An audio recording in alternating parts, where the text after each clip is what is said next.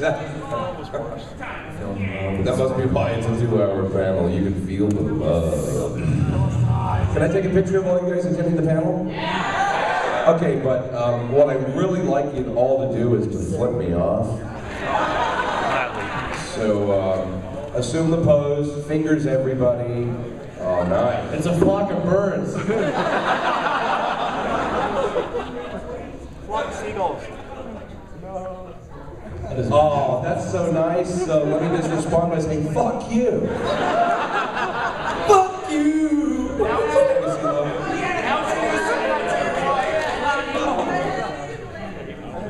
Can you play Fuck You by CeeLo Green on your ukulele, or do you not know that one? Fuck You by CeeLo Green? No? I haven't rehearsed it, so I wasn't prepared for that. So, I guess, should we just, does anybody in here not know who we are and just think we're like a bunch of weird people up on the stage? We do voices in the video games you play, I think. Maybe if you played some of them, yeah. But, yeah, does anybody have any other questions? Because we're just going to tie things over until Wes shows up. So. Oh, how does it feel to read reviews of Duke Nukem Forever? Oh, that's fine. Everybody's entitled to their opinions. Opinions are like assholes. Everybody's got one, and most of them are shitty. Hey, I gave it a good review. The reviewers of the game are mostly, gosh, how do I put this? Young. Okay? If you weren't in 6th grade to a senior in high school when Duke Nukem 3D came out, Duke Nukem Forever was not for you. If you were not born when the game came out, do not write a review of Duke Nukem Forever because you obviously didn't get it. The graphics were not supposed to be hot and fresh and new and Call of Duty blah blah blah blah. It was a 10-year-old game that took 14 years to put together. I personally love the game. It has nothing to do with the fact that my voice is in it, but it's a first-person shooter that's off the hook, crazy, silly, sexy, funny. He picks up a turd in the game, for God's sake. Did you guys play it? Why am I doing this? What the hell? Come on, how many video games did you pick up a turd from a toilet? How many games are that interactive where you can interact with freaking everything? Until a jiggly shady baby, you know, get blown by the wholesome twins. Come on! It's pretty cool, in my opinion. The reviews, I don't think were fair, but like I said, everybody's entitled to their opinion, and to be wrong. And I'll be the first one to admit that when the hype over the game first started, because I'm the voice of Duke, obviously, and I'm pretty over the top, as most of you know. I was cool with it, but I realized at the time, oh boy, a lot of people are going to be let down because they're hyping it so big. And so I'm sure a lot of you here in the room, be honest, raise your hand, were you let down? Come on. All right, and that's cool. You're let down a little bit because they made it out to be something that was to be just huge. And that happens when you overhype a movie. I mean, look at The Expendables. Oh. What a piece of shit that turned out to be. That's a thing that also remember all the great icons of the past that were panned when they first came out. Yeah. Mm-hmm. So that answers that question. Chris, are you taking questions from the audience as well? Yeah, yes. The thing yet? I saw you raising your hand.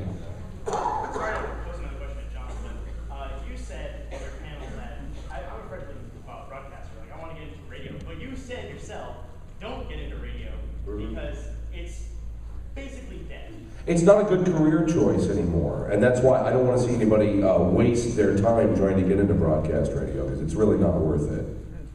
Unfortunately, Bill Clinton, though he was a pretty great president, and got blown in the Oval Office, and we know about it. Yeah. He did something called deregulating the FCC when he was in office, and that allowed companies like Clear Channel, Cumulus, CBS Radio to go out and buy all the mom and pop radio stations, all your hometown radio stations, no longer owned by individuals, all owned by huge corporations that make them all sound the same. Anybody here from, pick a city, Richmond, Virginia, anybody? Okay, does radio in Richmond suck? Hardcore. Yeah. Okay. Yeah. Is anybody here from Washington State, Seattle, anybody? Right. Does radio suck in Seattle?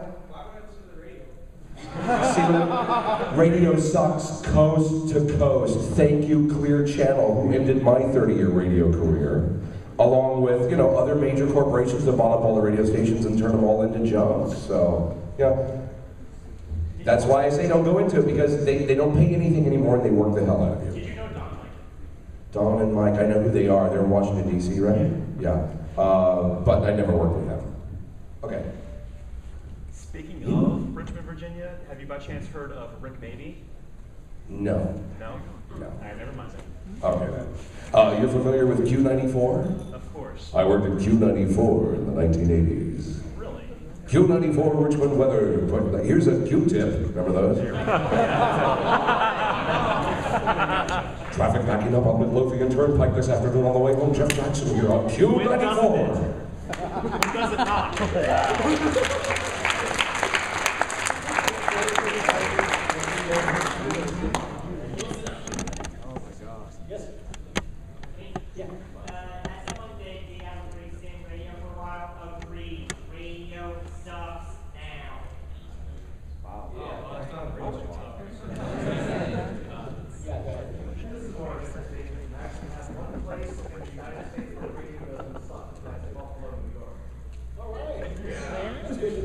WKBW still rocking your world. And why is it? Do you listen to other stations in Buffalo besides KB Radio? There's actually a number of stations That don't suck. That aren't all playing the same 300 songs over and over and over again. Because even Sirius XM channels all suck. If you listen long enough, you hear the same crap. Your iPod is your best bet. Do they do local ads? That's old radio. Local advertising and community identification. Wow, that's beautiful stuff. The only good thing about radio, in my opinion today, terrestrial radio, is that they hire me to do their voice work. Other than that, their music sucks. Their disc jockeys are lame. I used to say great stuff on the radio and get fired for it. You know, today, nobody takes any risks at all. It sucks. That guy's had his arm up for a long time. What's your question? Now that Duke Nukem Forever is out of the way, can you tell us anything if you are working on another Duke Nukem game? I don't know if they're going to make another Duke Nukem game. I know there'll be more downloadable content for Duke Nukem Forever. The last thing I heard was they're trying to acquire rights for music so that we can do a karaoke section on the game. Which I'm really stoked about because, I don't know if you attended other conventions with me, you know I love karaoke. I go and sing karaoke all the time. And so Duke getting to sing karaoke in the game, bitchin'. They were asking me for outrageous song titles, like what would be the weirdest shit for Duke to sing? I could use suggestions later on, by the way. And I'll submit those to Gearbox. Maybe they can acquire the licenses for some messed up songs. Wake me up, Buttercup. Build me up, Buttercup. I'm a gummy girl. Wes Johnson's here, everybody. I'm so hungover. What kind of lame excuses? No, you're gonna get on the other side, all the way in the end. Sorry, it was a callback to the earlier panel, inside joke. Anybody here from the earlier panel? Yeah! You still remember the Colossus show?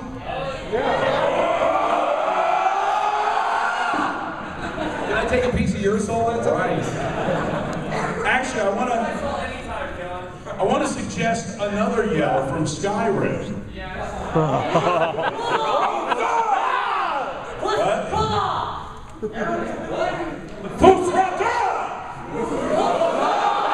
Now, there's a place for this, a time and a place for everything. And since that call is supposed to be irresistible force, right? Unrelenting force. It's irresistible too, sir. Unrelenting force. When you're on the elevator and you're in a full group and the doors just start to part. Oh God. That is when you must shout out, right?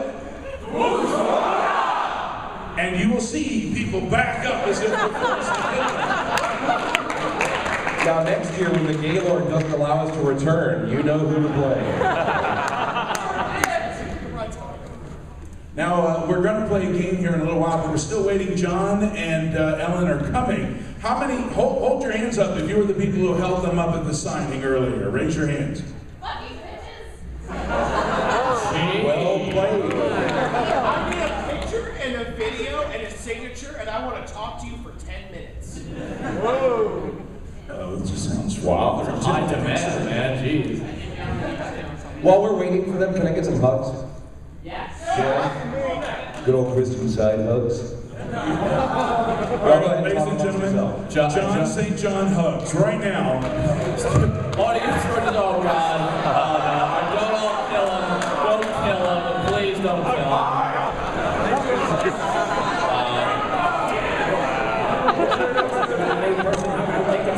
And remember, folks, hugs are very appropriate, but please don't be too happy to see him. Real naughty, real fast.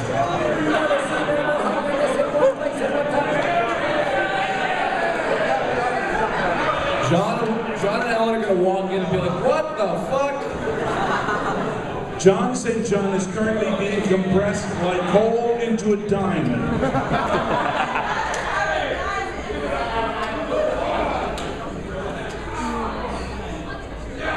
And if you squeeze him a little too hard, you will find out that he does indeed have balls of steel. He's going to come out with like broken limbs. If you've already hugged Jon, don't hug Jon again. Don't bogart the hug.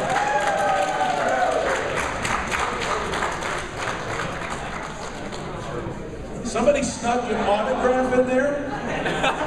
Wow. That's going a little too far. And by the way, the hugs should be above the belt, okay?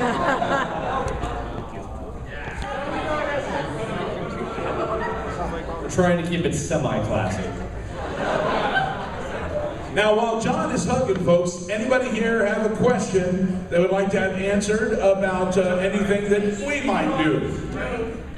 No. In the back, yes. Why haven't you hugged him yet? Why haven't I hugged Jon yet? How do you know I haven't? We are required at least 3 times an hour. We're kind of tired of it.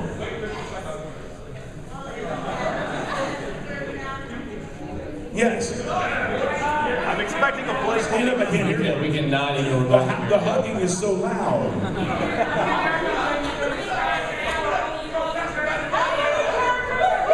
Okay, I don't... Now it's just becoming an unruly crowd. Okay, do you guys have actual questions? That's what happens when you have a hug fest going on. It's chaos.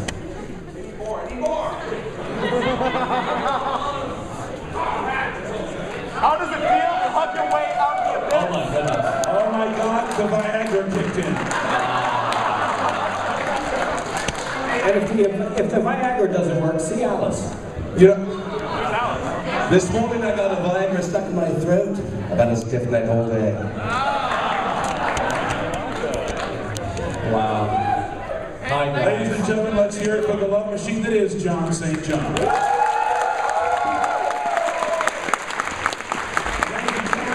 welcome to the party, Jon Patrick Lowrie.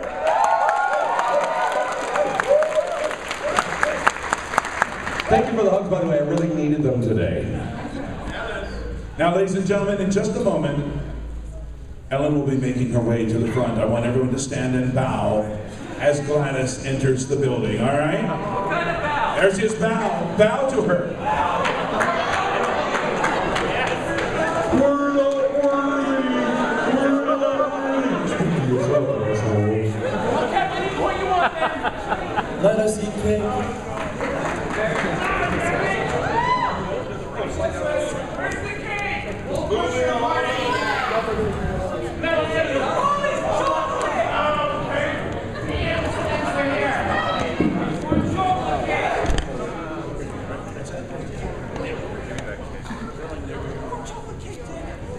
Ladies and gentlemen, the game is all here. Time for MAGFest. Now, Voice-A-Palooza is something that's different and interesting. In just a few, we're going to be creating a video game right here in this room from your suggestions. And we're really going to suck. Yeah. Last year we did this. John was here, Chris was here, I was here. We had Matt Mercer here. It was a hot mess. And it was a lot of fun. So think of suggestions right now, because we're going to be doing this in just a few, but I want you to think of suggestions for character names, locations, what the game will be called, what kind of items, magical or non-magical, will be in the game, and, you know, a few other monkey wrenches to throw in. In the meantime, we will still continue for just a few. I know there are a lot of questions that weren't answered in the voice acting panel earlier today. So if you have your questions, raise your hand, we'll get going. And no more hugs from Jon St. John. The man's exhausted. Well, right? You gotta come up here though.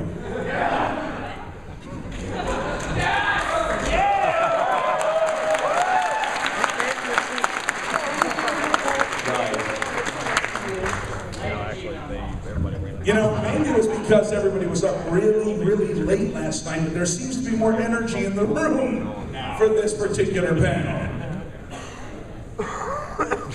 All right, any questions? Yes, the gentleman, not you in the front, but the one behind you, and we'll get back to you. Who, me? Yes, you. Okay, how many characters have you done Skyrim? I've done 5 characters in Skyrim. I've done Sheogorath, the spiritual assassin who shall not be named. I've done the Emperor, Titus Bede II. He was so nice. He was. And I'll bet you weren't nice to him, were you?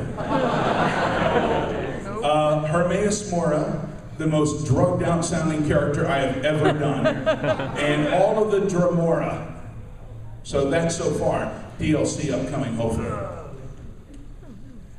Gentleman in front, you want to take Oh, sure, okay. Gentleman in front. Well, obviously, GlaDOS made a big impression on the whole gaming public, but so it's mostly a question for Ellen, but it's for anybody. How do you prepare to make an inhuman character, a completely fantastic science fiction character, make it sound believably otherworldly but still human?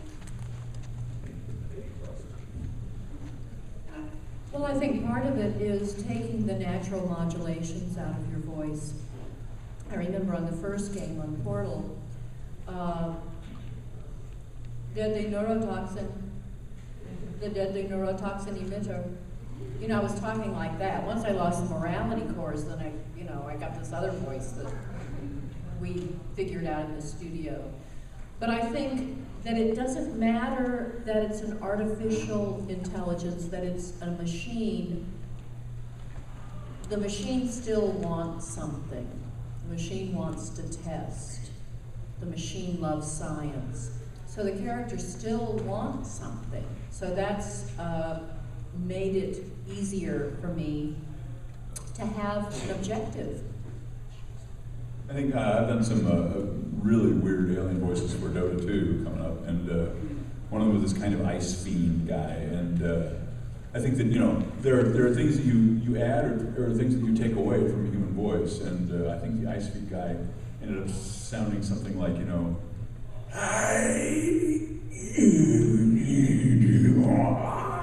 you know, and you do that stuff, and then you die after a while. But but it's finding ways to actually speak, because, you know, the funny thing to me about, you know, all television science fiction and all movie science fiction is, except for Star Wars, is that no matter where you go, people speak English. You know, even Britain. So you know, you don't have that. You have to speak English, and you're really trying to either add something to the voice, like, you know, guttural stuff, something like that, or take away stuff from the voice, like resonance. I always felt bad for E123 Omega from Sonic, because he was a robot video game character that never got the chance to have any depth or emotion, did he? I know that character. Oh yeah, I was him, wasn't I? Oh yeah, you were. I only spoke like this through the entire game with no emotion whatsoever. And now we're going to put like 13 filters over your voice. It is the future. We should all speak in a monotone. Could you do me a favor and use that voice and deliver some of your Duke Nukem lines? Your head and shut down your neck. I had a eggs for breakfast. Your mother had sausage. When they changed the cast a while ago, there was a game where they forgot to put the filters over Omega's voice. So was a person talking like this big hulking robot that sounded like this the entire time. Like, yeah, that's appropriate sounding. Okay. I am Huggy the gay robot. The monotone has been a staple of the robot voice since robot voices were conceived. And when you think about Stephen Hawking's voice, and you know, there's something taken away, but there's something added in the spirit behind the voice. The great thing about Stephen Hawking's voice, or lack of, is that anyone can impersonate it with Microsoft software. But what I don't understand is that Stephen Hawking, he's got his own television show. I mean, you've seen his Universe show, right? Right. He's got a lot of money. He's got a lot of technology behind him. Why doesn't he get a better voice? It's a lot more fun to talk like that. I think it would be really cool if they, like, you know, had me record shit for him. So Stephen Hawking would go, E equals MC squared, motherfucker. What was funny is when he said, I want to party and boogie. Well played, sir. Nice impression of Stephen Hawking. This is Stephen Hawking. I'd like to leave a message. No, this is Stephen Hawking. So any other questions? Yes.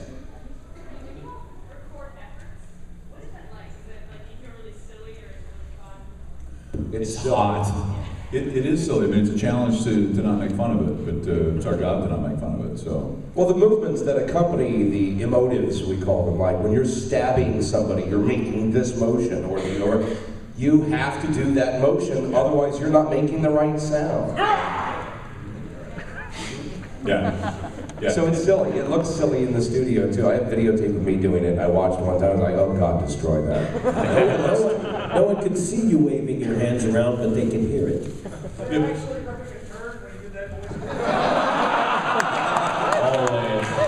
anybody. I didn't even know about the turd stuff until right before the game came out. They had me record those. I was going, what the hell? I'm playing with turds? Yeah, it was strange. I didn't know what to expect of that. I didn't even know they'd written it into the game, and I was actually quite impressed. That's so sophomoric. Fits my personality well. I'm just amazed that they had props for you. You know, usually the GM just make that stuff up. Let's go on the extra mile to actually get to some feces. Baby Ruth. Yeah. Baby Ruth. I said, cool. So moving on into dinner time. Any other questions? Yes, way in the back. Stand up. Just one time specifically for Chris. I was just wondering what inspired you to revive Tome? Oh, okay. Well, I mentioned on the other panel that I also do animation primarily. I'm doing a new series, as he just mentioned, called Tome, Terrain of Magical Expertise, and it is an animation about video games. It takes place on a video game world.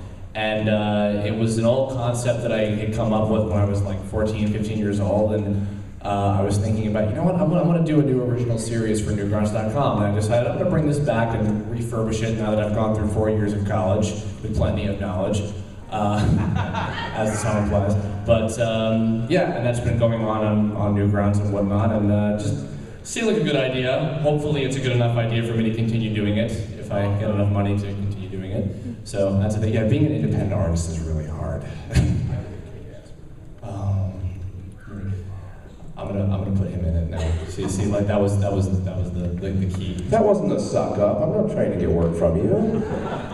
No, I wish you success. I hope you. That sounds like a brilliant concept. I hope it rocks. If you guys haven't seen it, Tome is about these 5 guys that play this video game in the year 2020 called Tome, which is like if Facebook and World of Warcraft had a lesbian freak child. So it's this big, expansive online world, and they're playing, and the main character gets infected with this virus that allows him to affect people in real life with what he does. So if he hurts somebody, they get hurt in real life by whatever he's doing. And it just kind of follows around their escapades and whatnot. And I have a very talented voice cast, including some people you might recognize from around the internet, such as Little Kuribo,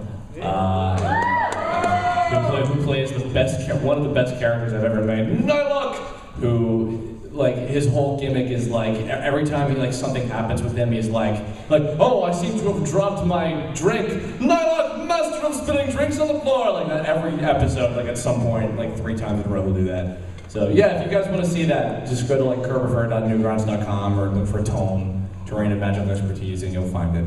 I'm done being a whore now. Anyway. Cool. Anybody else? Yeah, I think the first one back was way back in the back again. With the glove on? Yeah, Please stand up, Ninja. Did you find yourself enjoying video games before you got your voice work, or did you start appreciating them after you were already part of it? Or neither? It was both for me.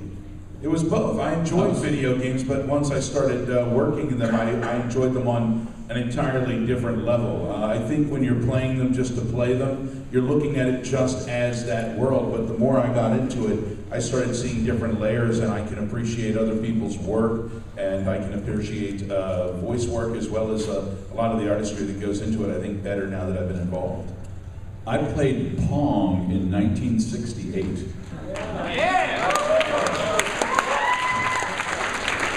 Holy shit, I'm not the oldest person here at the con anymore. Yeah!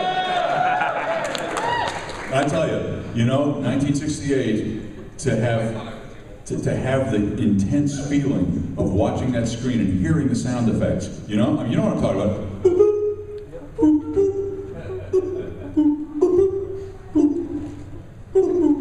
Thing was, the whole version had nothing but knobs, so the paddle slided up and down. It was just amazing. If you went to the arcade, put a quarter in, you had a joystick too.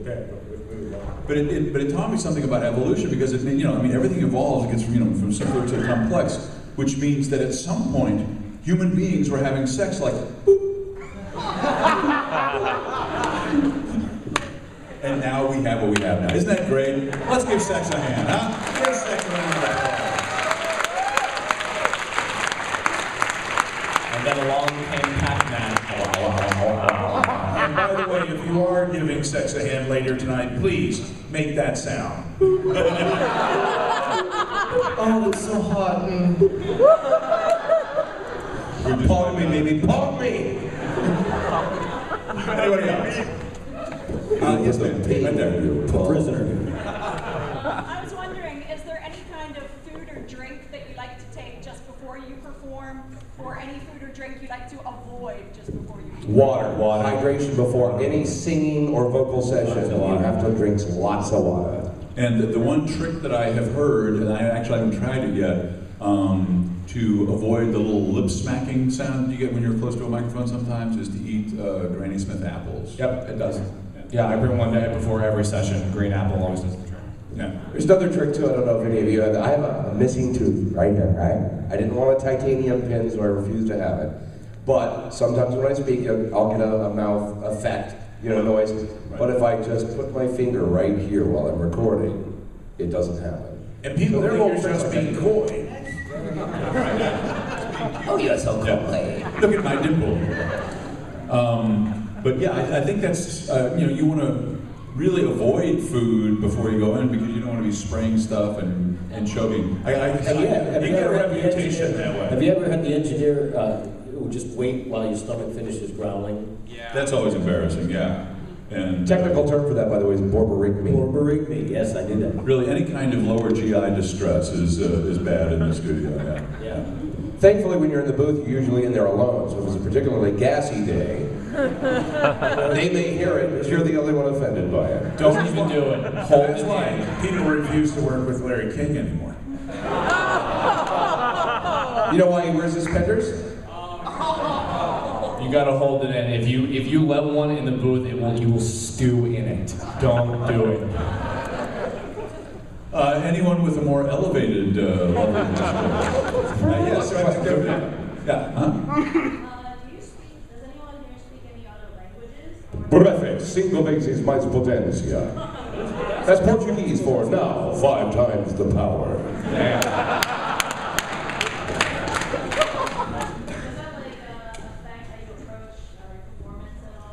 If I could answer your question, the previous question, in Spanish, no. If you want to attend my Jon St. Voice 4 panel tonight at midnight, you can hear Duke Nukem speaking Spanish. Seriously, I have a program that translates Duke's voice to Spanish, and I'll play it for you tonight at my panel. I can't imagine a situation where being multilingual is a detriment. Yeah, I mean, I believe I've been asked to record some French in a video game, but I can't remember which video game it was at this point. And so the more things you know, the better off you are. So I think that speaking another language allows you to use your tongue and throat in different ways than you're used to if you're monolingual. I thought you were out of that business. My whole body's a weapon. I think it definitely helps with accents. If you know the language, then obviously doing the accent would come naturally to follow it up with, because you'll know the whole beat and tempo of that language specifically. Right. Because of my vocal training, I studied Italian, French, German, and then earlier Spanish. And I've used French in computer games, and I've used some Spanish. But I think what it helps is it helps me do the accent better. I'm still speaking in English, but it helps me to do a better Italian accent, a better French accent. I think language study is fascinating. Yeah, particularly if you go from like English to something like Tagalog or Mandarin. The whole language structure. I had this great guitar student of mine years ago who taught Catalan and Spanish. He was from Barcelona, and he told me one time. He said, English speakers have a fetish for adjectives. In Spanish, you don't hang up the phone; you just hang the phone. There are prepositions in it, yeah. He says, I never know if I'm talking to somebody in the street or on the street. I don't know if I'm reading it in the paper or on the paper. I don't know if I'm writing something up, writing something down, writing something out, writing something over, and we just throw these prepositions in wherever we want to. And when you go to something like Tagalog, you translate a very simple sentence, and in Tagalog there are like 17 asterisks that are words that just don't translate, and I love that. It lets you know that so much of human speech is just decoration. Really very little information is given when people are talking to each other. As you can tell. Yeah, right. Me not yet. So that was elevated. We didn't quite get to orifices that time. Any other questions? Yes, way back in the back, the hand there.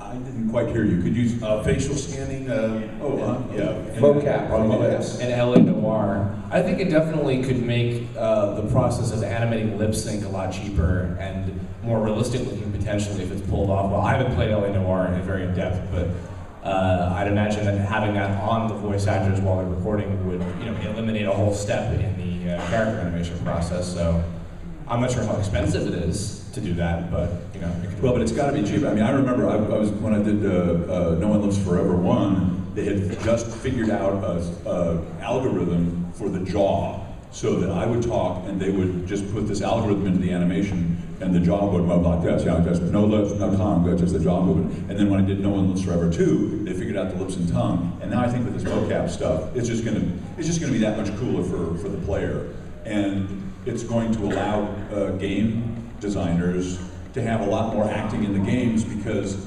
animating someone's mouth is the most expensive part of animation.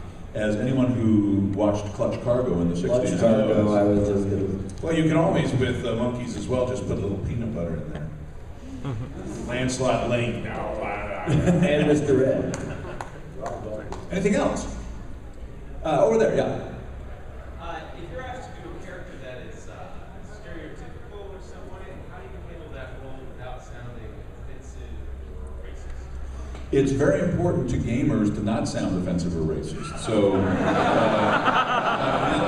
not you guys. You want to sound offensive and racist, but game designers don't want to alienate anyone. And so, because these games are literally sold all over the world. And I was just doing a character for Dota 2 that was a Chinese guy, kind of the Zen warrior kind of guy, and I heard it when I did it, but Bill stepped right on it and said, we can't do the RL switch. Because even though that's true, that's a real dialect thing. It's a stereotypical dialect thing, and you don't want people getting upset. You don't want people thinking that you're making fun of them. You want people to enjoy the game. So no, I think that everybody right up to the top is on that, and they want to avoid that. And I think perhaps today more than ever, now that we're so much more politically correct. I did some work for 99 Studios, me, of all people. I did work for 99 Studios back in San Diego for a game called NBA Shootout 99, where I am 2 black basketball players. And I think back then you could kind of get away with it, but I think any black people playing the game would go, "What the hell is he talking about?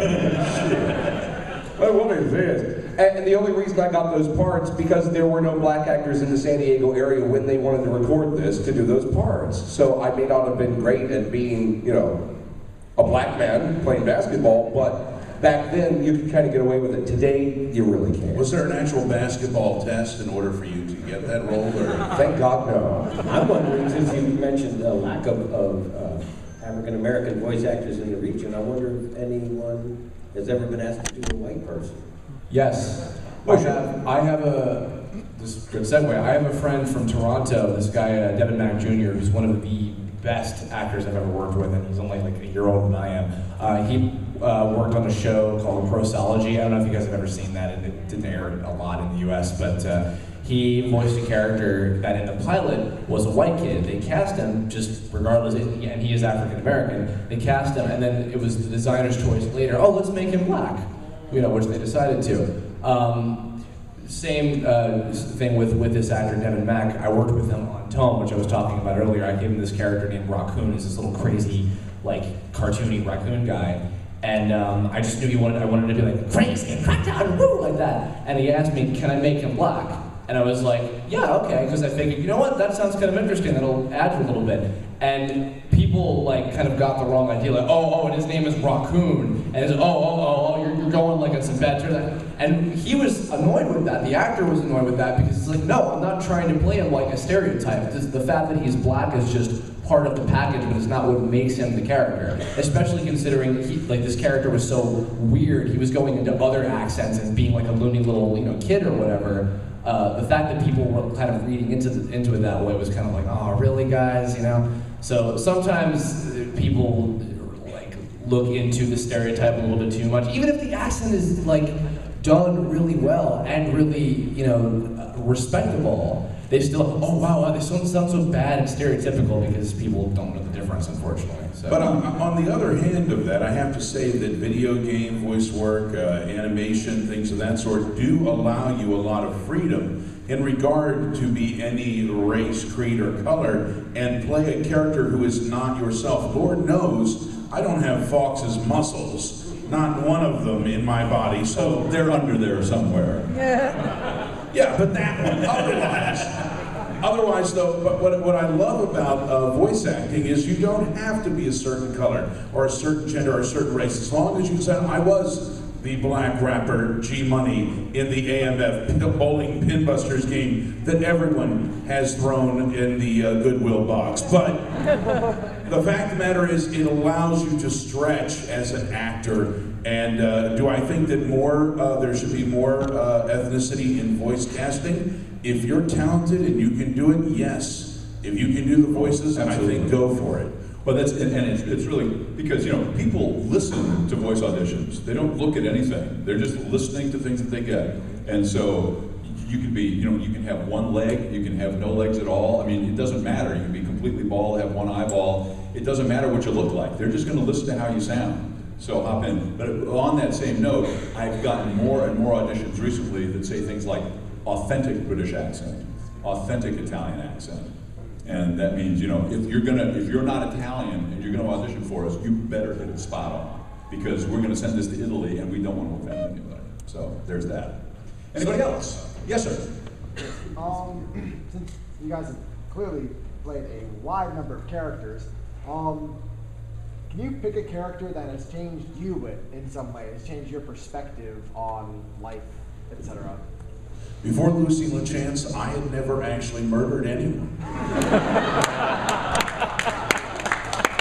But tonight, I'll be seeing some of you.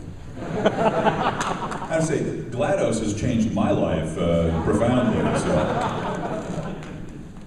Playing characters at all has changed my life. Yeah, and I think we're all pretty much multiple personality schizoid types anyway. So, playing a particular character isn't going to damage us that much more. I mean, really, if you look across the board up here at who's sitting here, you should be afraid. You should be very, very afraid.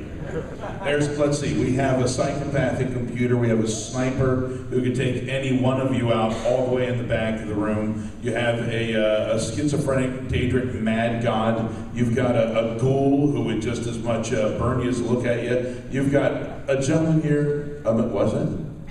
Misogynistic, alien killing, yes, egomaniacal, badass.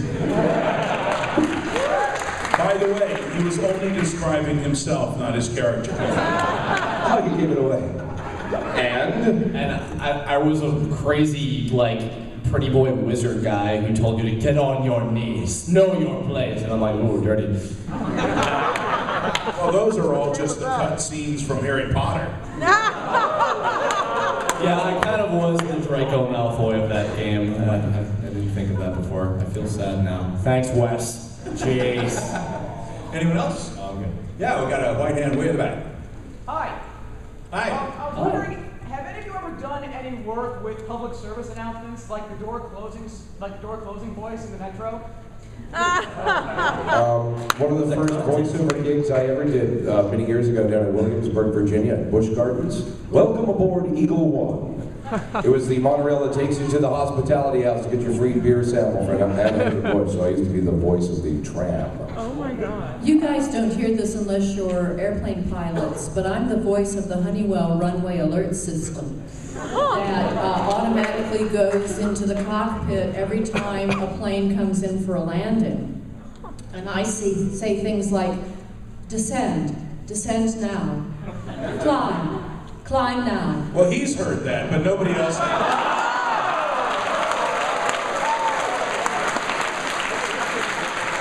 It makes it so simple, so simple. But it's always disturbing when you're walking by the pilot's door and you hear this, climb now. You wouldn't have to climb if you weren't so heavy. Anybody else? Any other questions? Yes, sir. This is for Wes. What's your favorite Sheogorath line? The favorite Sheogorath line has to be the cheese celebration. When basically comes in, it's like, cheese for everyone. Wait, no, scratch that. Cheese for nobody. Well, that's just as good a celebration if you don't like cheese. But I did feel guilty about it, so when Skyrim came out, I went to our local GameStop to pick up our copy, because Bethesda doesn't give me one. And we went there to pick it up, and I did bring a huge tray of cheese for everyone.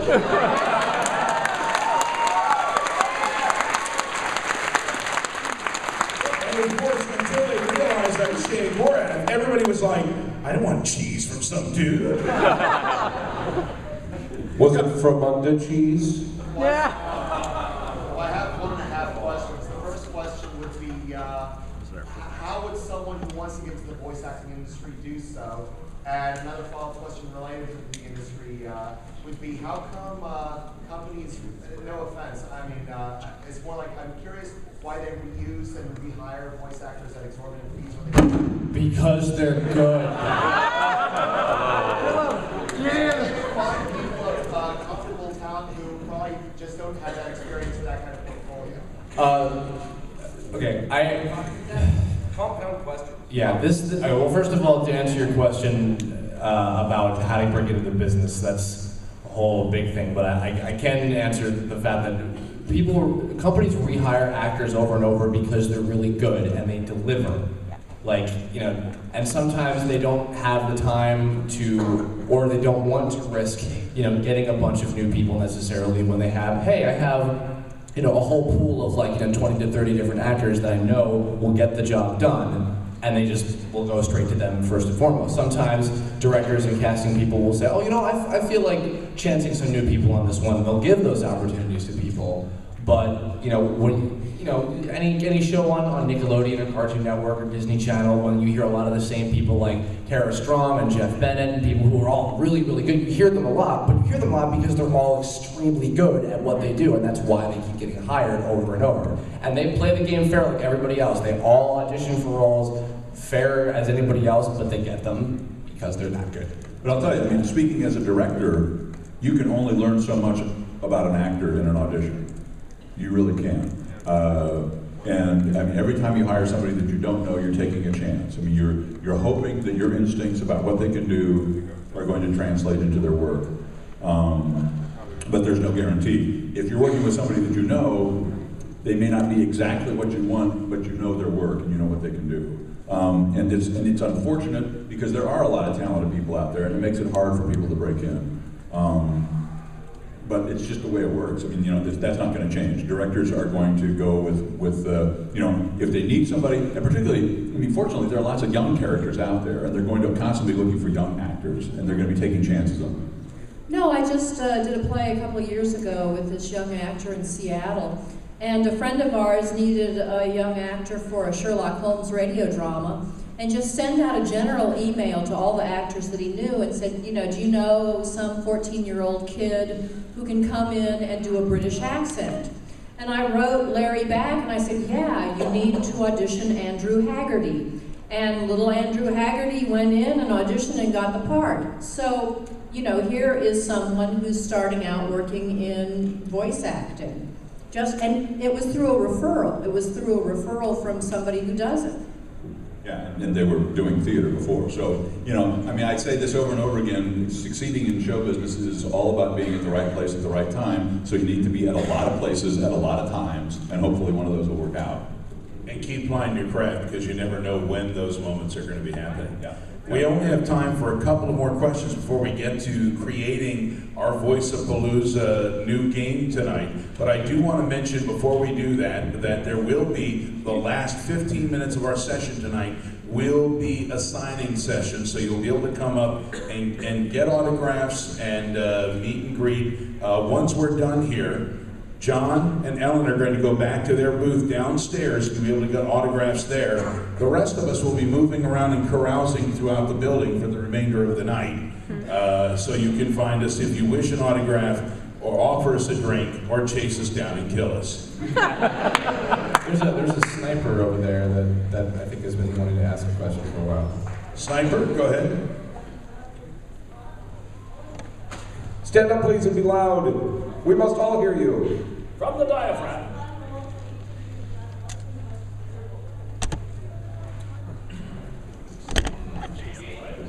G-Money. Mine's quick, Duke big. The most fun role for me was a guy named Jerome in a play by Alan Ayckbourn called Henceforward. It was actually set in the future, and this guy was a composer who lived by himself and never spoke to anyone, and he had a robot that he had reshaped to look like his ex-wife. It was a very fun play. If you ever get a chance to see Henceforward. And the nice thing is I'm a composer, and so I got to play the part and also compose all the music that he ostensibly composed, so that was very fulfilling. Was there an awkward moment when the ex-wife showed up? Oh, well, yeah. I mean, he hires this escort to play his fiance so that he can try to get partial custody of his daughter because he's going crazy because he's all alone. And of course, he freaks her out and she leaves. So in the second act, he reworks the robot so that he looks like the girl that he hired. And then his ex-wife comes in with the child protective guy, who's also weird and wired for sound. It's a very funny play, and I'm not describing it very well, but I think that. You know, voice work is great, but doing a whole bunch of lines in a game is one thing. Actually putting together a play every night is another beast entirely. You have a most miserable character you ever played? Since that was one of the... The character that I enjoyed the least, that I hated playing the most. I did this KFC commercial once. All right, one more question. I see a hand that went up way in the back. What was the weirdest thing or the best thing that happened to you while recording?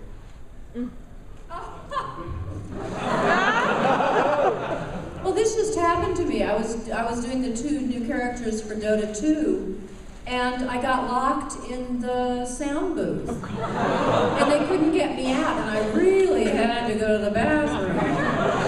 So, yeah, that. They finally, they had to come and you know, take the doorknob off and pry the door open just to get me out.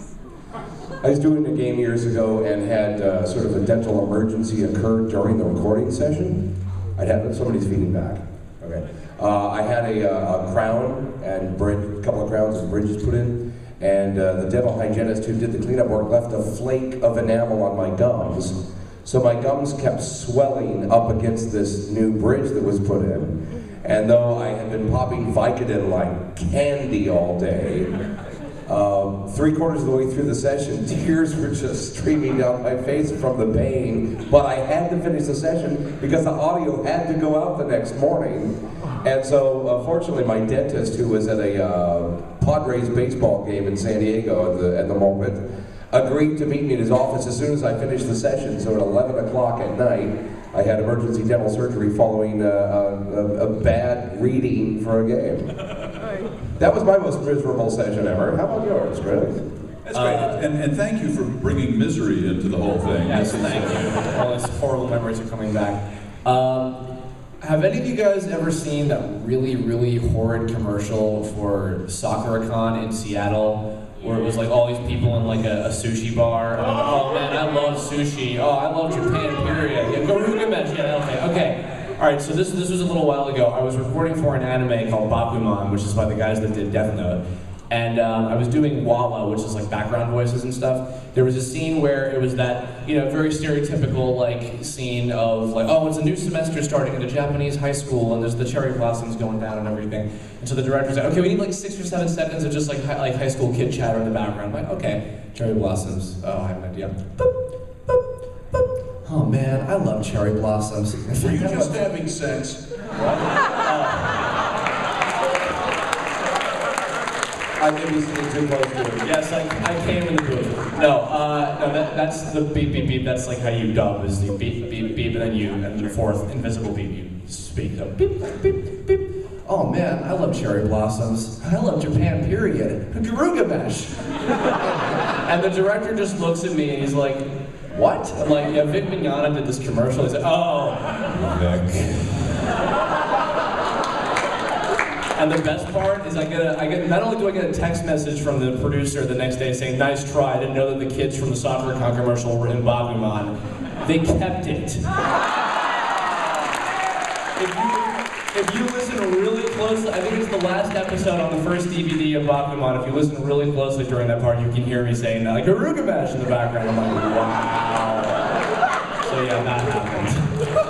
I once got hired for what was supposed to be a top secret voiceover deal, so they brought me in, they set me in the room, and as it turns out, the copy they put in front of me was just introducing Charlton Heston as the head of the National Rifle Association. Oh, God. And on the other side, I see all these guys from the National Rifle Association with no sense of humor whatsoever staring me down.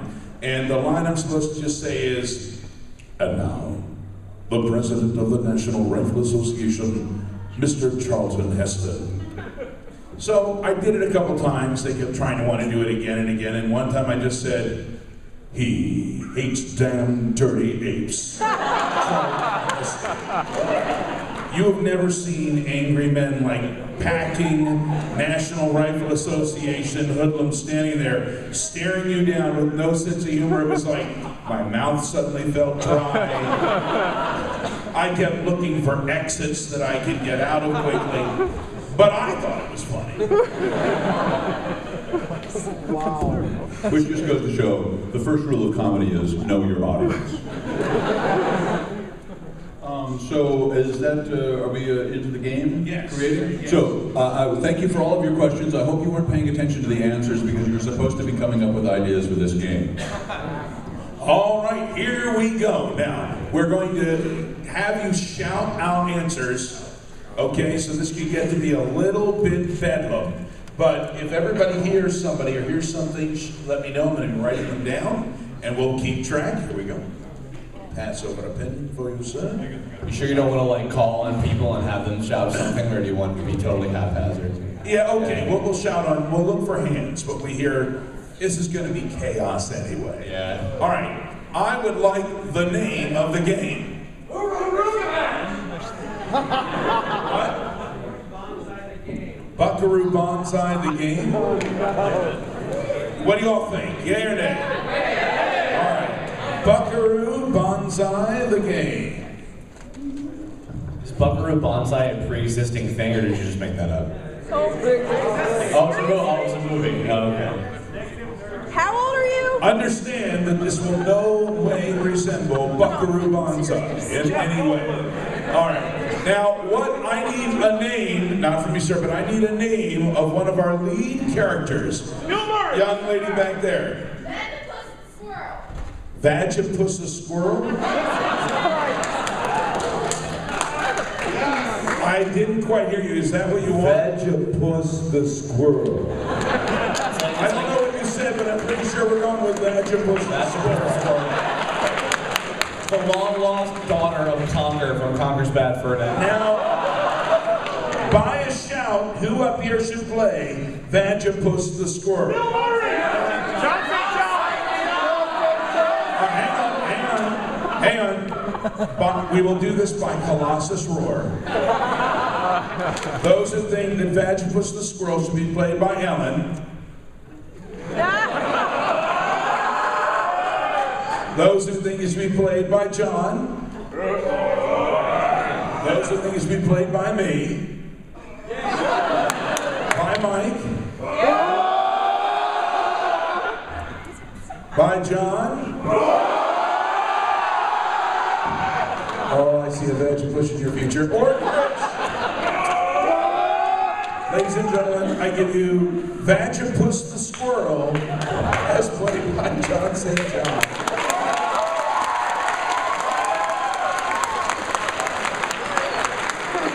Now we need another character name. Let's see. Over here.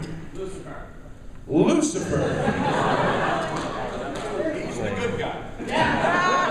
Good guy. Good guy, Lucifer. Who should Lucifer be played by? Ellen? John? Me? Mike?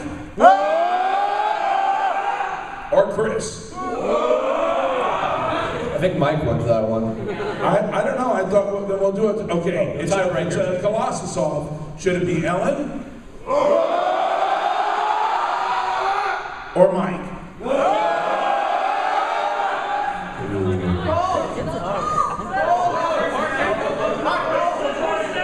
So it's a tie.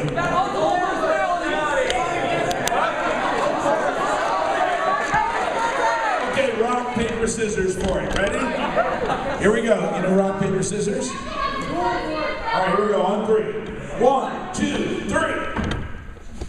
Again. 1, 2, 3.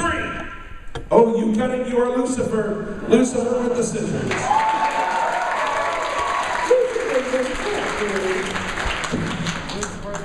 Ellen, Lucifer. Next name, over there with the waving arm.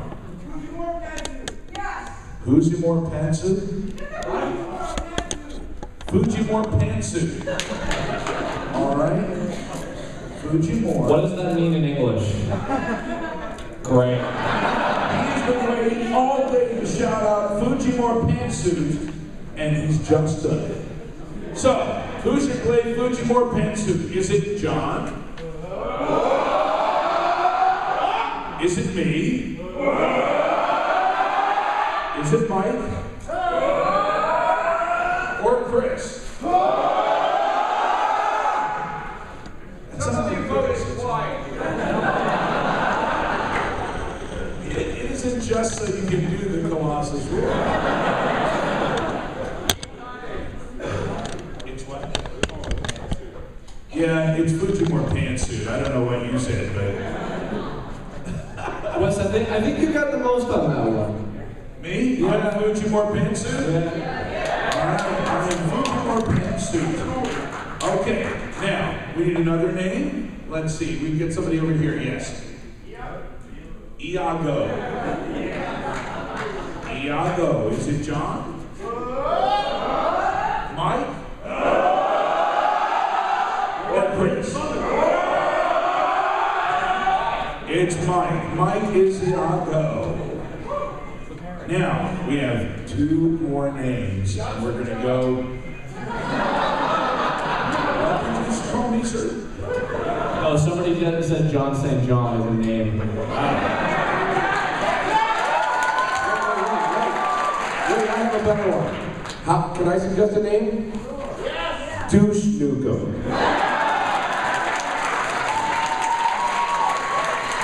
Middle name, Nozzle. Okay, who plays Douche Nukem? Will it be John? Or Chris? One more time.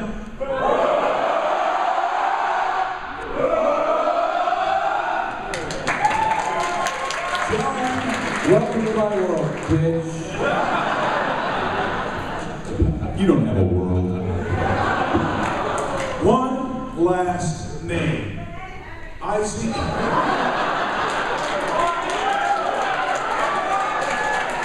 Yeah, put your names down. It's banana. So I guess I'm a banana hammock. Chris, you are, by default, banana hammock. Now,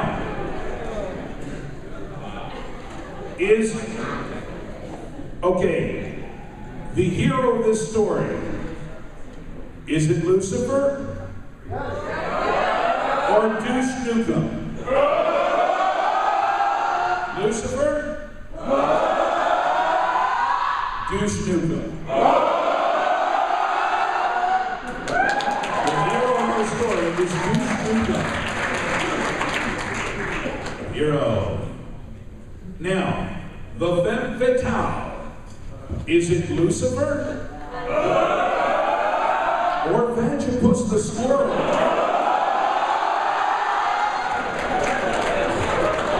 Because that settled that, didn't it?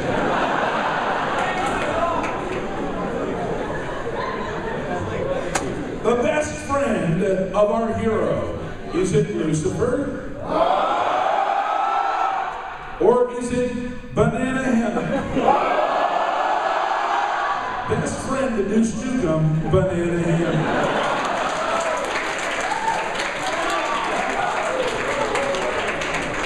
I've written somewhere before that the best friend of a douche is a banana hammock. What? This is true. How many people here are animals? How many people here are human beings? That's an old joke. All right. Who should be the sidekick to the, or actually we need a villain. A villain. Is our villain Lucifer? Or Fujimore pantsuit?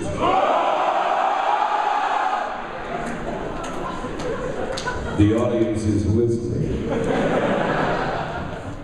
So, we have Iago and we have Lucifer left. I need a suggestion for who they are in this game. I think Iago should be the... Yes? Princess.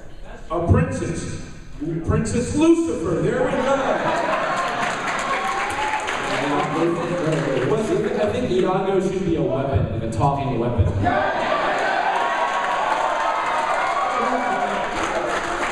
So Iago is the talking weapon and Princess Lucifer. Wait, can it be the talking, singing weapon?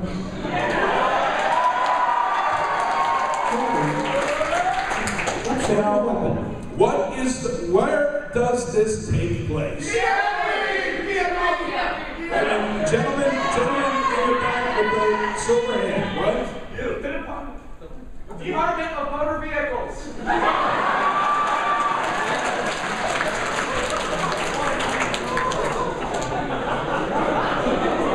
So it takes place in hell. Okay, perfect. We got Lucifer. We're going to need a magical item. Yes. What? Glasses of hindsight. What he said, what he said? Glasses of hindsight. You put them on and everything that's already happened is so clear? Brilliant! These will be things, these items are things that can come up at any point during this game. I need another item. What?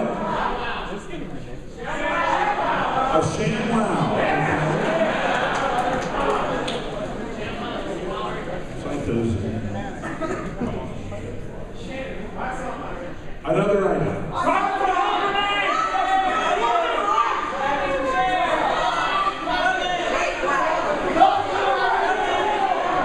We couldn't hear any one of you saying this thing.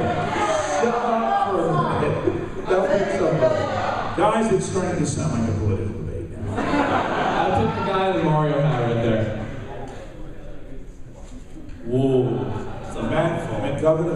MacGuffin of uselessness? It's gonna last you more on that. I take Ophelia. Are you suffering from that now, sir? Oh, I can't believe nobody picked Slap Chop because we've remixed that shit. Tank of healing. And do we want a slap chop? Slap chop is the same, the guy who sells the ShamWows sells the slap chop, chops up the vegetables. Combustible lemon. Combustible what? Combustible lemons.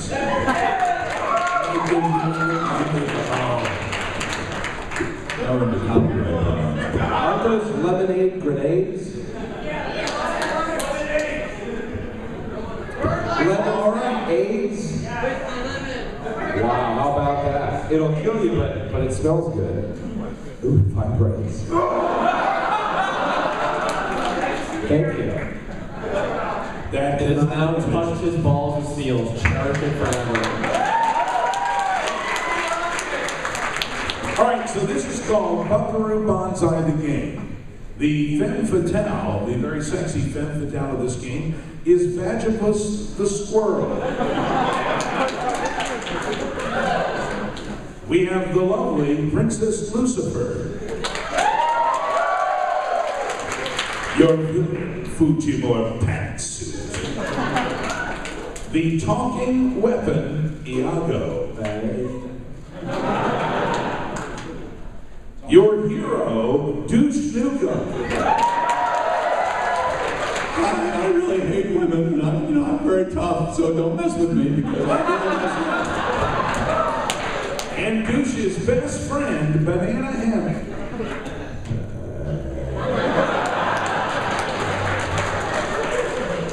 What's going on, Douche?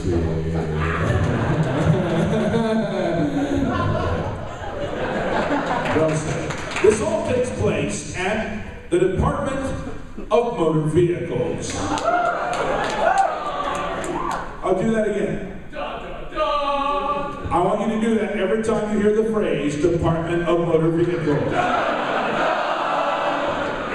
Wow, you guys are good. Is this the first time you've worked together?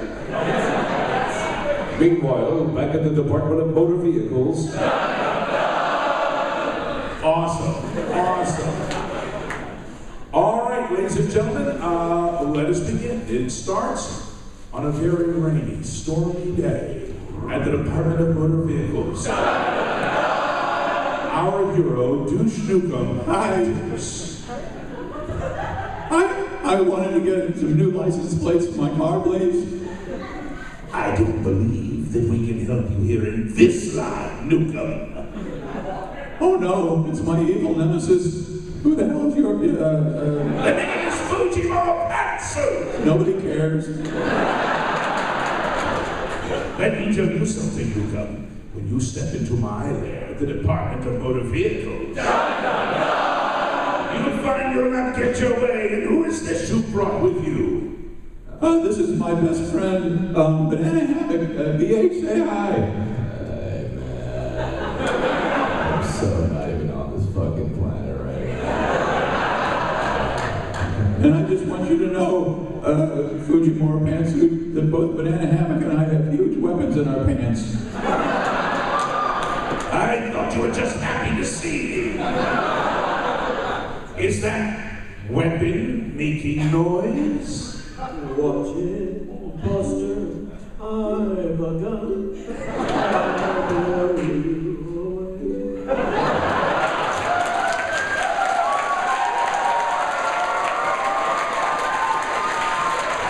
Put it back in your pants, Nukem. Oh man, can that thing do free burn shit, dude? And there's more where that came from.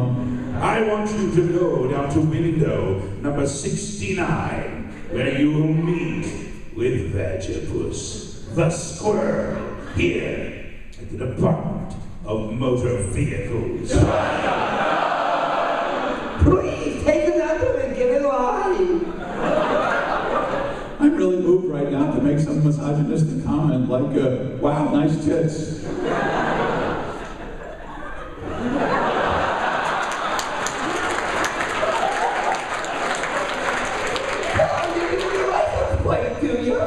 Yes, I do. Can you help me, please?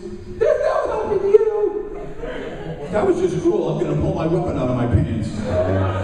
Do we have to like play some mini games or some shit to get this fucking license plate? I'm so not on this planet right now. I'm gonna need you to fill this form out in triplicate, and then submit 2 forms to line A, and another form to line B, and then come back here after my lunch break. I'm gonna fill up this form, and I'm gonna fill you up, bitch.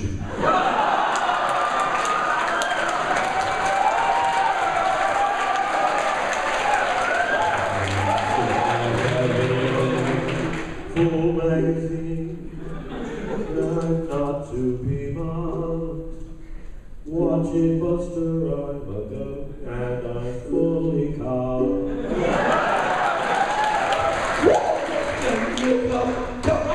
You can't cash. Okay, so where am I supposed to take this form? Line B, 2 copies, triplicate over the line A. That's right, Nukem. You're gonna be here all fucking day, loser.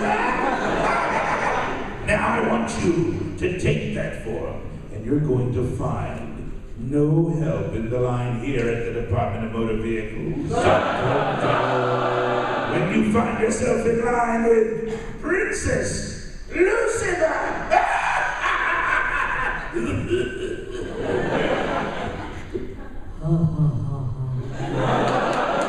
Whoa. Hello, douchebag. You're going to need your sham wow for this. And this Ladies and gentlemen, whenever you hear a phrase that's been here, we need big cheering. When you hear, like, say, what was that, Lucifer? The sham wow. You know, you're not a sham wow, you're like a real wow. Get the fuck out of the way, I saw it first. Okay, I'm gonna go take care of my acne. I'll be right back. Oh, Princess Lucy, you mind if I call you that? Yeah, I know you don't. Okay. You wanna like go out of the DMV, cause like. Banana Hammock. You may call me Miss Pearl. Oh, God, get out of the way. I am back on this planet and in her. I am suddenly feeling like about 20% sobered up now, man. Nukem! Get your little sidekick off of Princess Lucifer! I'm gonna have to. I can't understand his weapon right now. I don't know where it is. I'm gonna pull my trigger.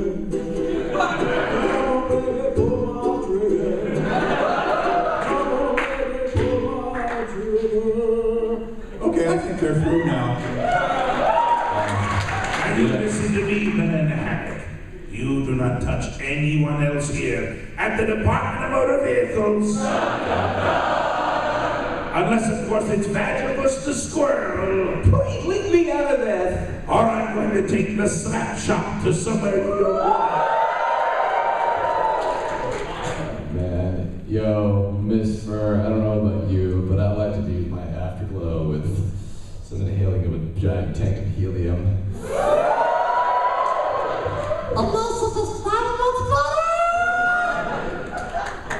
Unless you can perform longer, you're going to have to put on the glasses of hindsight. Or I'm going to call you the MacGuffin of uselessness.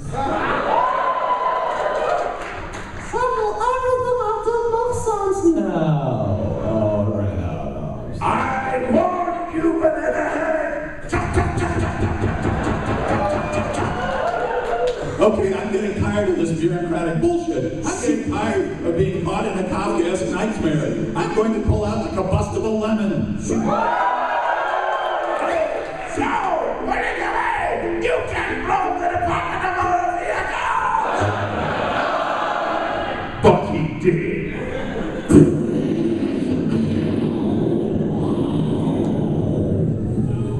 Take that. The only thing left standing were two things. Douche Nukem and Vagabus the Squirrel. They stood near a sign that somehow finally said, Buckaroo Banzai. You know what this means, don't you, Vagabus? Put your balls of steel in my slap shop if you want a new plate. Anything for your love. It is now our obligation to repopulate the planet. And as the two of them got together, the moment was magical, musical, and the sounds of their lovemaking filled the former Department of Motor Vehicles. Now this is the moment where you can see what fantastic actors they are by filling, that's right, keep it going, and you guys in the throes of passion while the music plays. Sham wow, sham wow. Please do it again. Harder, faster. Sham wow, sham wow, sham wow. I want you to bring my weapon.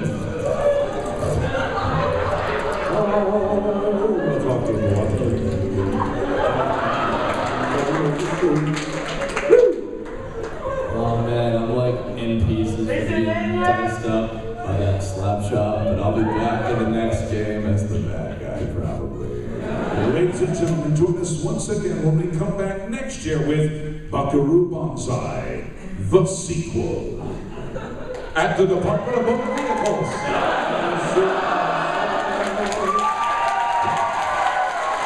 That was really strange. That was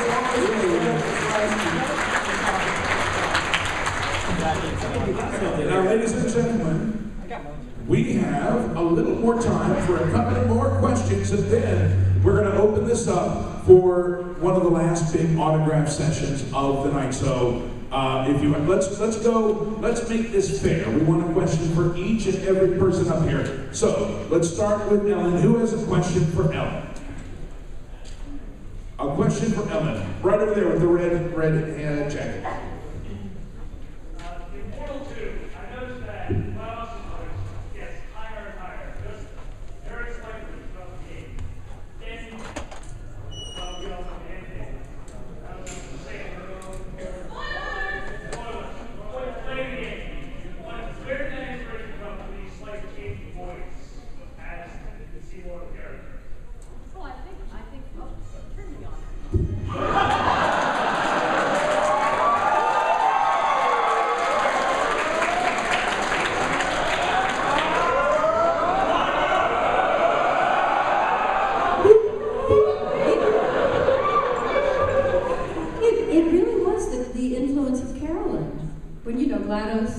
GlaDOS remembers Carolyn. So you know, it affected the voice. Yeah. Woo! Yeah! for Jon Patrick Lowrie. Yes, in the front row.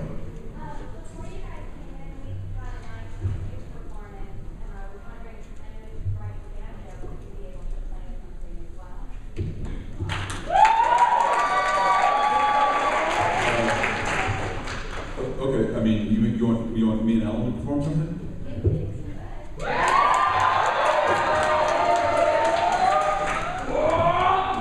Now they perform a live show. Just to tell you, from the look you got when you volunteered her to sing, there'll be no boop boop tonight.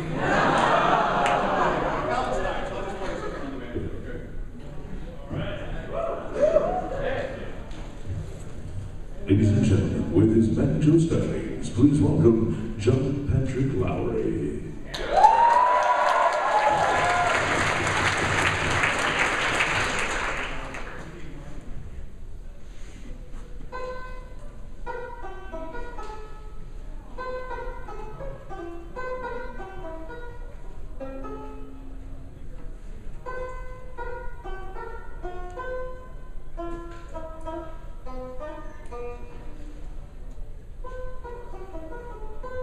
Name that composer.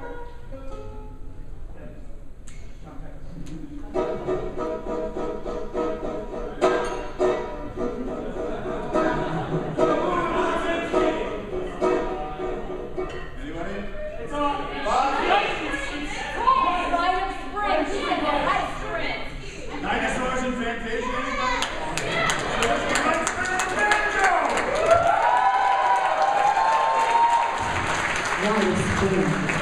Le sacre de printemps, Igor Stravinsky.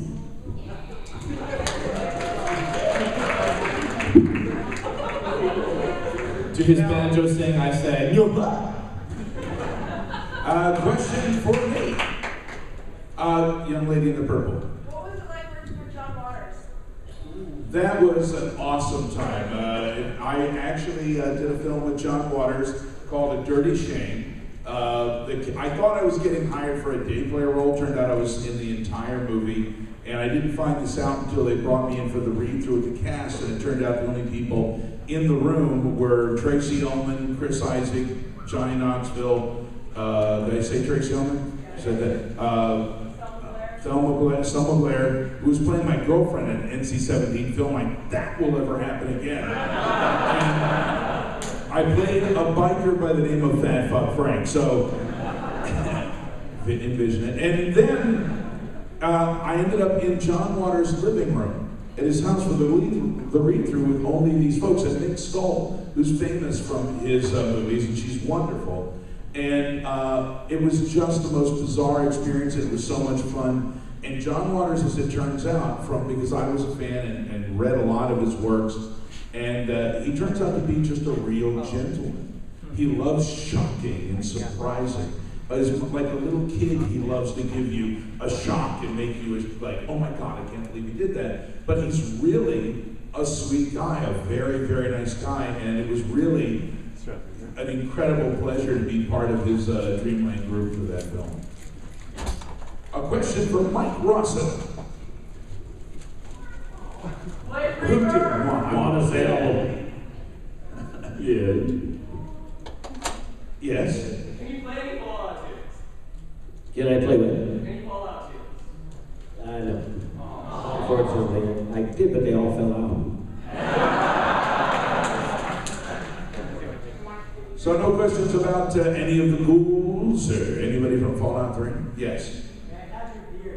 Well, I'm rather attached to it. Not by the hair of my chinny chin chin, sorry.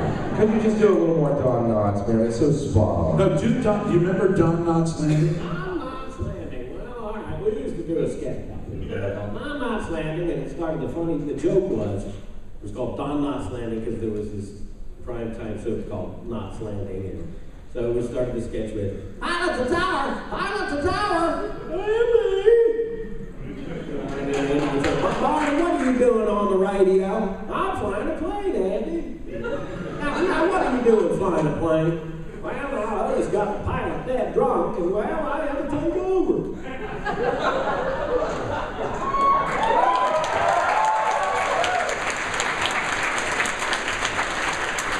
A please, for Jon St. John. Young lady right here in the front. Since Nukem was kind of controversial, have you ever had any like angry mothers come up to you and like get you out or anything? Oh, they're never angry.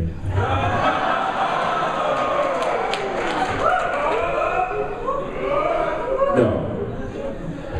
Sorry, no, nobody's ever gotten pissed at me for being the Duke Nukem voice, except that woman on the ventrilo harassment. Technically, I had nothing to do with it, but man, that guy on the soundboard just made her batshit crazy, didn't he? I love that thing. A question for Chris Niosi, also known as Kirbopher. Where's it says right here, Kirbopher? Yeah, that's what I wrote my nickname down as. Anybody? What was your favorite voice to do in Brawl Talk? None of them, because Brawl Taunts suck. Can I please have another question? Please have another question. I really hate that cartoon, dude. I'm sorry. Does anybody? Oh, we have one. Oh, wait, there's a guy. Okay, you. The one that everybody's pointing to. Yes. I'm a hamburger. The end. Good night, everybody. Can I get you all to do the wave? Ready? Get ready, everybody ready? Ready? No! That's all I point to you, ready? And track with me now, here we go. Go! And back. You guys try that, it is so fun. I noticed a couple of you starting early, but that's what happens when you fake it. Now, we've talked about a number of things tonight, right? I want you to remember each of them. First of all, the Colossus chant is awesome. One more time. What do you say when the elevator doors first start to open? And what do you say if you happen to bump into somebody who's macking out or having sex? Okay, see, that sounds like a horde of geese, and that's so be very sporadic. It also works if you're backing up. Maybe for you, sir.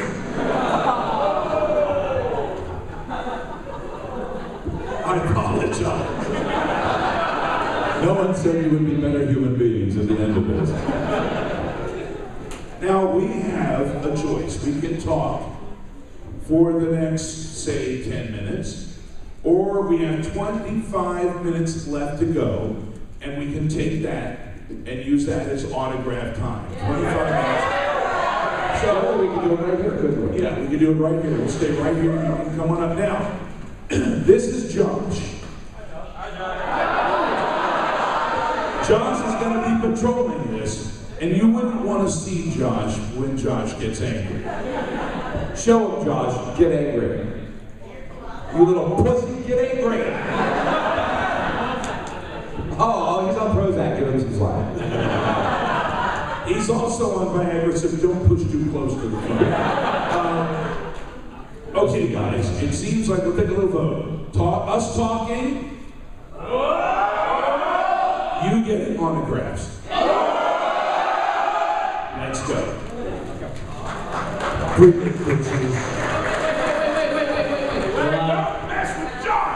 Everybody, just go ahead and get out the door and make a line like you would when you go into a panel, okay? So, God, look how good they are. Okay, and then you all go to my room and clean it. And I want some food.